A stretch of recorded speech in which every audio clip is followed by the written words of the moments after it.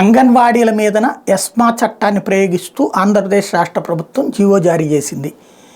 ESMA అంటే అత్యవసర సర్వీసుల చట్టం. దాని ప్రకారం ఎవరైనా కనుక ఈ అత్యవసర సర్వీసులు చేసేవాళ్ళు డ్యూటీ చేయకపోతే వాళ్ళని అరెస్ట్ చేసైనా పని చేయించవచ్చు.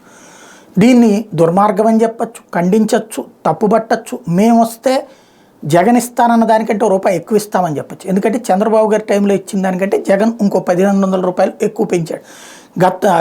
అప్పట్లో ఇచ్చిన హామీ ఏంటి? అప్పుడు తెలంగాణలో ఇచ్చేదానికంటే ఎక్కువ ఇస్తానన్నాడు. తెలంగాణ వాళ్ళు అప్పుడు ఇస్తున్న దానికి 10,000 అయితే 11,000 రూపాయలు ఇతను ఇచ్చుకొచ్చాడు. తర్వాత తెలంగాణ వాళ్ళు 2022లో పెంచారు. కాబట్టి ఇప్పుడు తెలంగాణ వాళ్ళ దానికంటే ఇప్పటిదానికి ఎక్కువ అనొచ్చు, తప్పేం లేదు.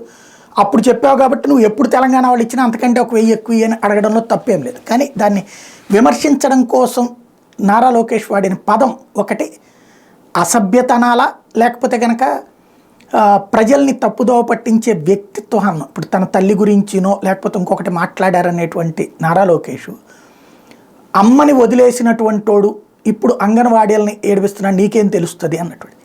అమ్మని ఎవరు వదిలేశారు? చంద్రబాబు గారు అమ్మ ఎవరో ఈ రోజుకి ప్రపంచానికి తెలియదు. ఫోటో కూడా చూసి ఉండరు ఎవరు కూడా.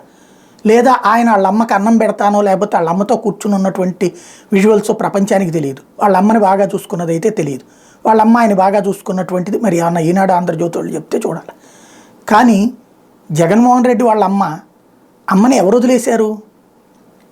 ఆమెకి ఒక అబ్బాయి ఒక అమ్మాయి.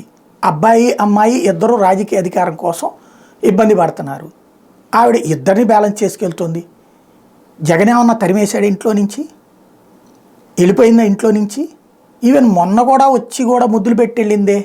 ఆవిడ ప్రతి 2 నెలలకు 3 నెలలకు వచ్చి 15 రోజులు ఉంటుందా? ఆస్తులు బోలెడు ఉన్నాయి.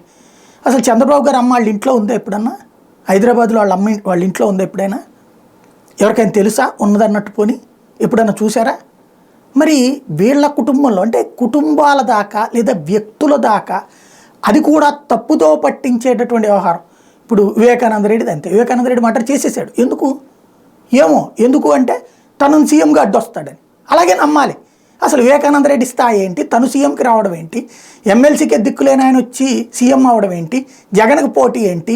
అసలు ఆ పార్టీకి ఈయనకి సంబంధం ఏంటి అని కొంచెం డీప్గా మాట్లాడితే అర్థమవుతుంది. కానీ ముందు మాటని పడేస్తే మట చేయించాడు జగన్నే బాబాయిని అంటే అయిపోయా, సింపుల్.